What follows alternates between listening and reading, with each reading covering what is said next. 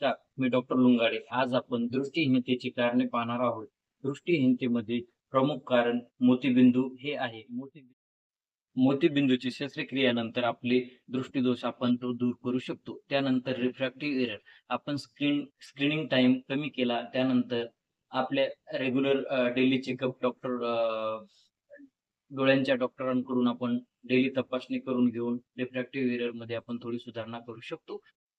त्यानंतर corneal opacity, trachoma, vitamin A deficiency हे इत्यादी कारणे आहेत. इतर कारणामध्ये मधुमेह हे एक कारण आहे. मधुमेहाची रेग्युलर तपासणी आपल्या फिजिशियन कडून करून औषधोपचार, व्यायाम आपण डेली केला तर दृष्टिहीनता येण्यामध्ये इंजुरी हे एक मोठे कारण आहे.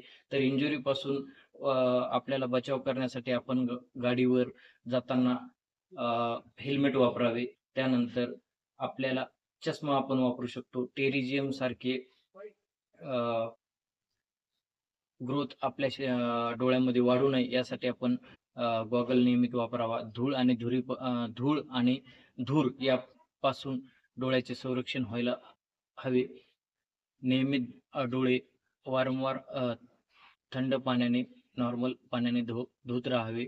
त्यानंतर आहारामध्ये केशरी फळे, त्यानंतर ताज्या भाजीपाला आपण घेतला तर खूप छान रिझल्ट आपल्याला येतात.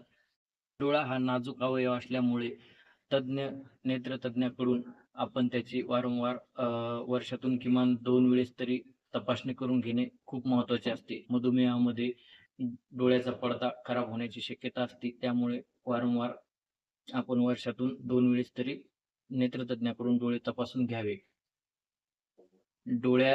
डोळ्याचे उपचार घरच्या घरी काहीही करू नये आणि शेवटी एवढेच, आपले आरोग्य आपली जबाबदारी.